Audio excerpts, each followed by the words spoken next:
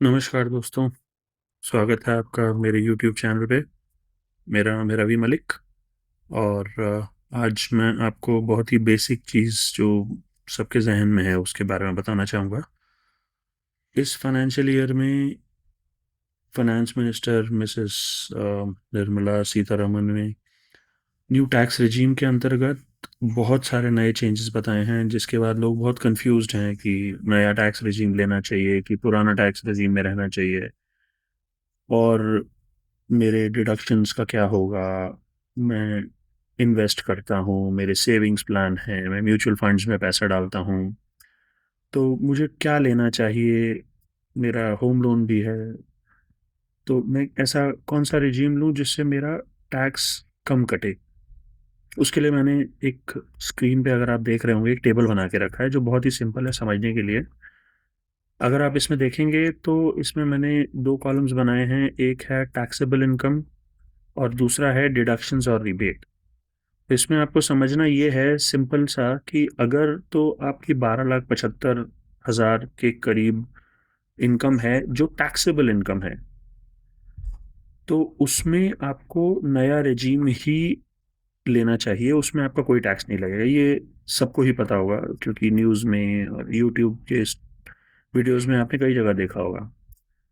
अगर यही चीज़ आप 13 लाख सैलरी में हैं, तो केवल वो 25,000 रुपये आपकी सैलरी बढ़ने की वजह से आपको जो अमाउंट पहले रिबेट में मिल रहा था वो पूरे अमाउंट के ऊपर आपको टैक्स लगेगा।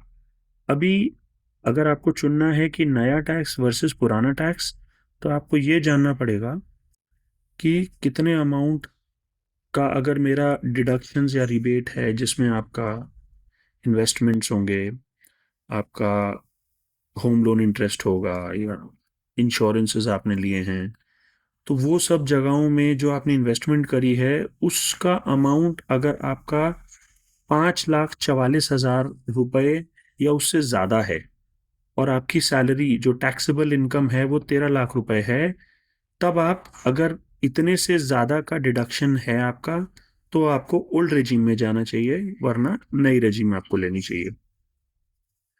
इसमें आपको कोई भी डिडक्शंस नहीं मिलते, फिर भी इसके स्लैब्स इतने अच्छे दिए हुए हैं कि आपको टैक्स कम आएगा, चाहे आपके इन्वेस्टमेंट हैं चाहे नहीं है। लेकिन आपको अगर नया रिजीम लेंगे तो 13 लाख के लिए, जब तक आपका 5,44,000 के ऊपर का डिडक्शन नहीं है, तब तक आपको न्यू रिजीम ही फायदेमंद होगा।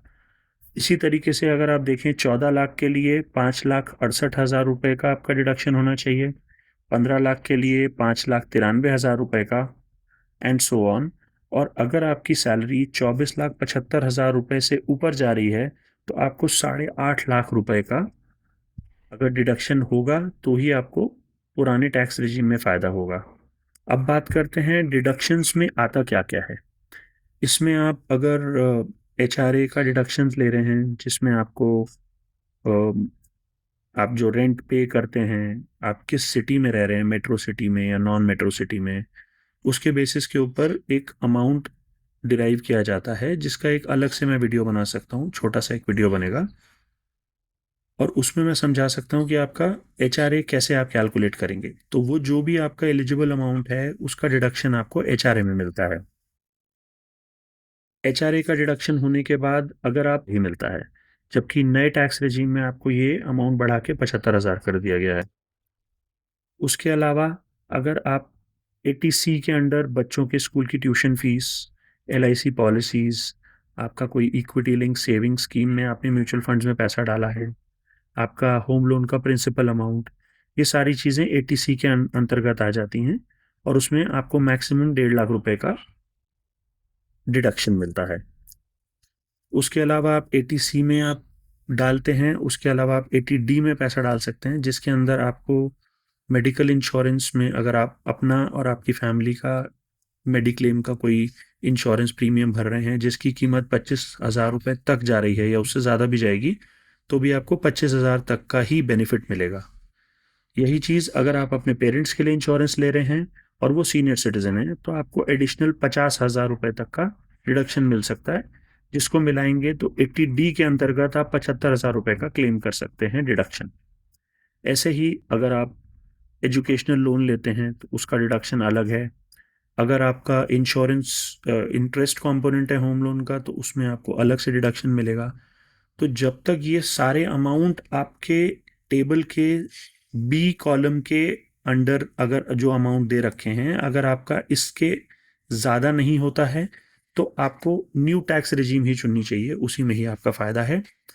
इस टेबल का अगर आप चाहें तो एक स्क्रीनशॉट ले लें, या आपका जो भी टैक्स लैब है आप उसके हिसाब से अमाउंट देख लें, तो आपको एक अंदाज़ा मिल जाएगा कि आपको नया टैक्स रेजिम लेना चाहिए या पुराना। अगर आपको ये जानकारी पसंद आई हो तो चैनल को सब्सक्राइब करें, वीडियो को लाइक करें, शेयर करें और दोस्तों को भी बताएं इसके बारे में। अगले वीडियो में मिलते हैं, तब तक के लिए धन्यवाद।